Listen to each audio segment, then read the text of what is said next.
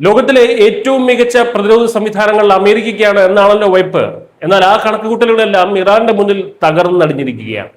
Persian ഗൾഫിലെ American സൈനിക താവളങ്ങൾക്ക് ഇറാന്റെ ആക്രമണത്തിൽ സംഭവിച്ചത് കോടിക്കണക്കിന് ഡോളറിന്റെ നാശനഷ്ടങ്ങളാണ്. അമേരിക്കൻ പ്രതിരോധ സംവിധാനങ്ങളെ നോക്കുകുത്തിയാക്കിയിട്ടാണ് ഇറാൻ ഇപ്പോൾ ഈ ഒരു വൻ നാശം അവിടെ വിതച്ചത്.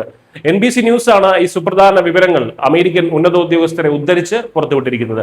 പ്രാഥമികമായി കണക്കാക്കിയതിനേക്കാൾ വളരെ വലുതാണ് അമേരിക്കയ്ക്ക് നേരിട്ട തിരിച്ചടി എന്ന് പറയുന്നത്.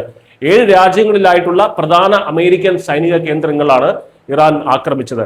സൈനിക നീക്കങ്ങൾക്ക് നിർണായകമായിട്ടുള്ള റൺവേകൾ, റഡാറുകൾ, കമാൻഡ് സെന്ററുകൾ, സ്റ്റോറേജ് വെയർഹൌസുകൾ, വിമാനങ്ങൾ സൂക്ഷിക്കുന്ന ഹാങ്ങറുകൾ, സാറ്റലൈറ്റ് ആശയവിനിമയ സംവിധാനങ്ങൾ എന്നിവയ്ക്കെല്ലാം തന്നെ വലിയ കേടുപാടുകൾ സംഭവിച്ചിട്ടുണ്ട്. ഇതിൽ ഏറ്റവും ഞെട്ടിക്കുന്ന കാര്യം എന്തെന്ന് പറഞ്ഞാൽ അമേരിക്കയുടെ അത്യാധുനിക പ്രതിരോധ സംവിധാനങ്ങളെ വെട്ടിച്ച് ഇറാന്റെ ഒരു പഴയ F-5 വിമാനം അമേരിക്കൻ താവളത്തിനുള്ളിൽ കടന്നുകയറി ആക്രമണം നടത്തി എന്നതാണ്. കേടുപാടുകൾ പരിഹരിക്കാൻ തന്നെ കോടിക്കണക്കിന് ഡോളറുകൾ വേണ്ടിവരും.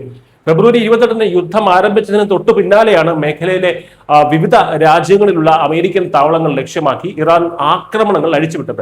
എന്നാൽ അമേരിക്കൻ പ്രതിരോധ വകുപ്പായിട്ടുള്ള പെന്റഗൺ എത്രത്തോളം നാശനഷ്ടങ്ങൾ ഉണ്ടായി എന്നതിന്റെ പൂർണ്ണമായിട്ടുള്ള വിവരങ്ങൾ ഇതുവരെ പുറത്തുവിട്ടിട്ടില്ല.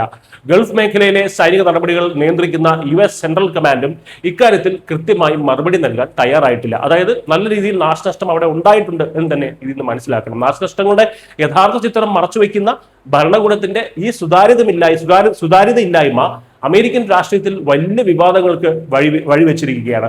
ആഴ്ചകളായി ചോദ്യങ്ങൾ ഉന്നയിച്ചിട്ടും കൃത്യമായി മറുപടി ലഭിക്കാത്തതിൽ റിപ്പബ്ലിക്കൻ പാർട്ടി പ്രതിനിധികൾ കടുത്ത അമർഷത്തിലുമാണ്. ഒരു വശത്ത് നാശനഷ്ടങ്ങൾ മറച്ചുവെക്കുമ്പോൾ തന്നെ മറുവശത്ത് ഇറാൻ യുദ്ധത്തിനായി $200 ബില്യൺ ഏകദേശം 16.5 ലക്ഷം കോടി രൂപ വരുന്നത്.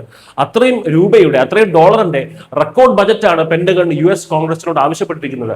യുദ്ധം തുടങ്ങി ആദ്യ ആഴ്ചയിൽ തന്നെ അമേരിക്കൻ സൈന്യം $11 ബില്യൺ ചെലവാക്കിയത്.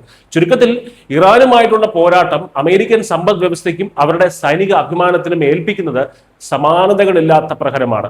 പ്രതിരോധ മേഖലയിലുണ്ടായ വലിയ തിരിച്ചടി മറച്ചുവെക്കാൻ ശ്രമിക്കുമ്പോഴും യുദ്ധച്ചെലവുകൾക്കായി വീണ്ടും കോടികൾ ആവശ്യപ്പെടേണ്ട ഗതികേടിലാണ് അമേരിക്കൻ സൈന്യം. News desk Malayalam.